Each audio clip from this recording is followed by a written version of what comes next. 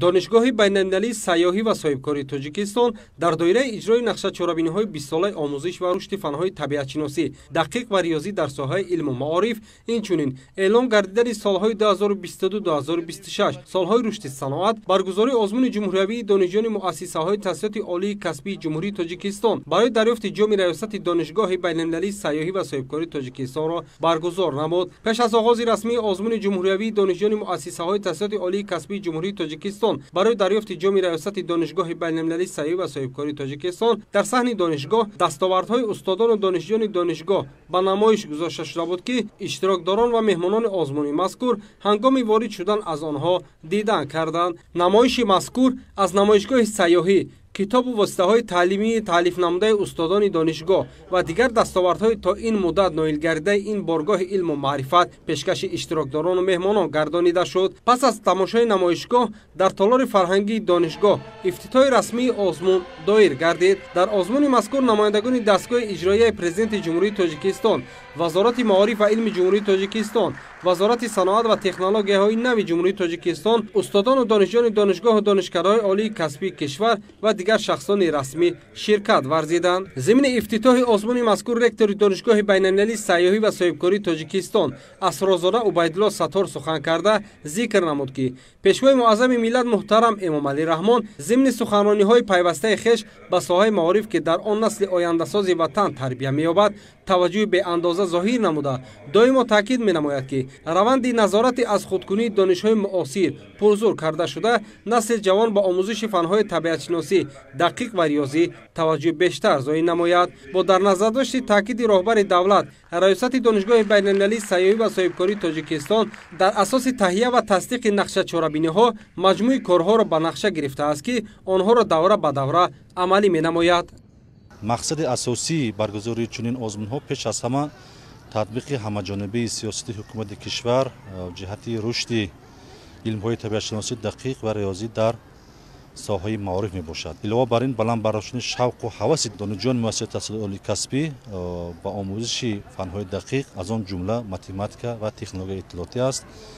همزمان باید تاکید نمود که وابسته به برگزاری چهاربینی‌های امروزه ما می‌توانیم چهره‌های نوی ساحه علم‌های دقیق را از مؤسسه تحصیلات عالی کسبی دریافت نمودیم و در حاشیه برگزاری چنین چهاربینی‌ها می‌توانیم ما دایر به تطبیق هدف‌های استراتژی دولت از آن جمله صنعت کنونی با صورت جمهوری تاجیکستان و 5 ساله رشد ساحه صنعت یک تکانی مثبت به بار آورد.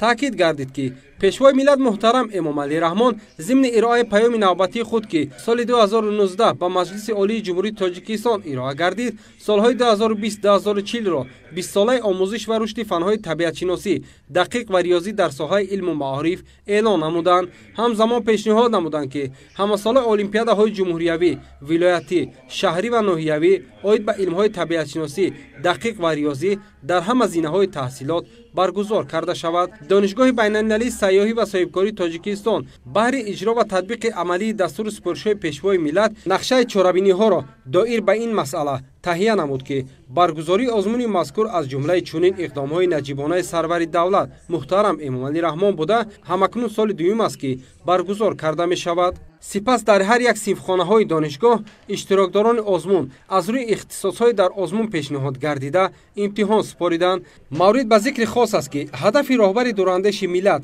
از اعلان اقدام مذکور تقویت بخشیدن به روند آموزش علم‌های طبیعت‌شناسی دقیق و ریاضی اینچنین توسعه تفکر تکنیکی نورسان و جوانان میباشد. از جانب دیگر روی آوردن به آموزش علم‌های طبیعت‌شناسی دقیق و ریاضی یکی از وسیله‌های بهترین تامین رشد اقتصادیات کشور در شرایط صنعت کنونی با سرعت میباشد. تمام روندی که طلبات‌های معین کرده باید راه اندازی کرده شود. در صنفخانه قرار داریم همه روند امتحانات طریقی یعنی کامراهای مشاهده‌ای ثبت و مثبتی نظارت کرده می شود و همزمان طریق شبکه اجتماعی فیسبوک نیز روند امتحانات به طریق مستقیم پخش کرده می شود. дастандаркорон иброз медоранд ки агар дар соли гузашта шумораи иштирокдорон аз 23 муассисаи таълимии кишвар ба 78 нафар донишҷӯ мерасид, имсол бошад тибқи иттилои комиссияи тадорукоти озмуни ҷумҳуриявии донишҷӯёни муассисаҳои таҳсилоти олии касбии ҷумҳурии Тоҷикистон барои дарёфти ҷоми риёсати донишгоҳи байналмилалии сайёҳӣ ва соҳибкории Тоҷикистон шумораи онҳо ба 35 муассисаи таълимӣ расида наздик ба 178 нафар донишҷӯён дархост пешниҳод намуданд. нимаи дуюми рӯз баҳри шинос шудан аз маконҳои таърихии мамлакат иштирокчиёни озмун ба яке аз маконҳои таърихии қадимтарини кишвар қалъаи ҳисор сафарбар гардиданд. дар ин рӯз иштирокдорон ки аксаран аз минтақаҳои дурдасти ҷумҳурӣ буданд аз ин маконҳои таърихӣ аз наздик ошно шуданд. ҳамзамон дар ин рӯз ҳозирин аз қалъаи бостонии ҳисор дидан намуданд. меҳмонон вориди маҳзани давлатии нигоҳдории осорҳои меъморӣ, ҳафтириёти таърихӣ, бадеӣ ва дигар ёдгориҳои моддӣ ва маънавӣ гардида бо осорҳои маҳфуз шинос шуданд. инчунин дар бораи маҷмӯаи ёдгориҳои таърихиву меъмории қалъаи ҳисор, дарвозаи арк, мадрасаи кӯҳна, мадрасаи нав, корвонсарой, деворҳои боқимондаи атрофи шаҳри бостонии ҳисор ва оид ба ҷойҳои мирнишин маълумот гирифта дар ин ҷойҳои таърихӣ аксҳои хотиравӣ бардоштанд. маврид ба зикр аст ки баргузории чунин чорабиниҳо дар баробари ошноӣ бо табиати диёр метавонад ки эҳсоси худшиносиву худогоҳии миллиро дар замири ҷавонон дуча намояд.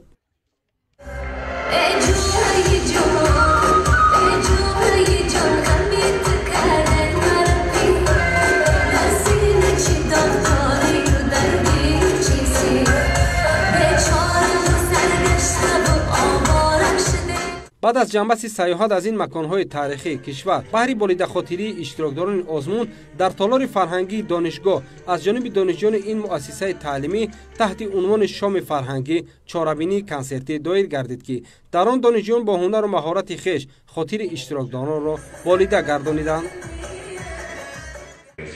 баъд аз ҷанбаси озмуни мазкур дар толори донишгоҳ даври ҷанбастии он доир гардид.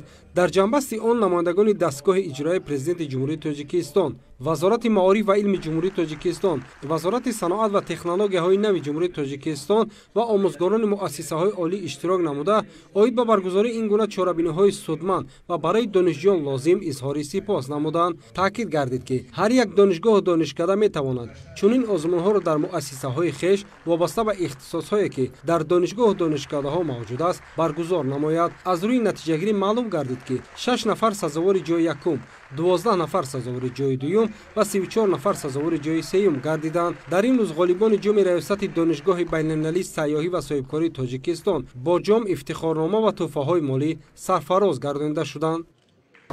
ман донишҷӯи курси дуюми донишгоҳи миллии Тоҷикистон Дусманзода Қурбоналӣ дар ин озмун аз номинатсияи информатика ғайртахассусӣ иштирок карда сазовори ҷойи аввал гаштам ва аз ин бениҳоят шудастам ва мехоҳам аз фурсат истифода бурда миннатдории худро ба баргузоркунандагони ин озмун расонам ки ин чорабиниро дар сатҳи баланд гузаронданд ва дар оянда дар нақша дорам ки дар дигар чорабиниҳои иштирок карда сазовори ҷойҳои беҳтар ва хубтар гардам. ман Зайнуллоева Ҳафиза донишҷӯи донишгоҳи байналмилалии сайёҳӣ ва соҳибкории Тоҷикистон мебошам. дар ин озмуни ҷоми риёсат аввалин бор аст ки иштирок мекунам ва сазовори ҷои аввал ки шудам ҳаракат мекунам ки дар ин баъда озмунҳо иштирок карда ҷои намунавиро гирам. бояд гуфт ки дар доираи солҳои 2020-2040 20-солаи омӯзиш ва рушди фанҳои табиатшиносӣ, дақиқ ва риёзӣ, баргузории ин гуна озмуну чорабиниҳо дар муассисаҳои олӣ ва миёнаи касбӣ саривақтӣ буда, чунин тадбир завқи ҳар як хонандаро нисбат ба омӯзиши фанҳои табиатшиносӣ, дақиқ ва риёзӣ бедор менамояд.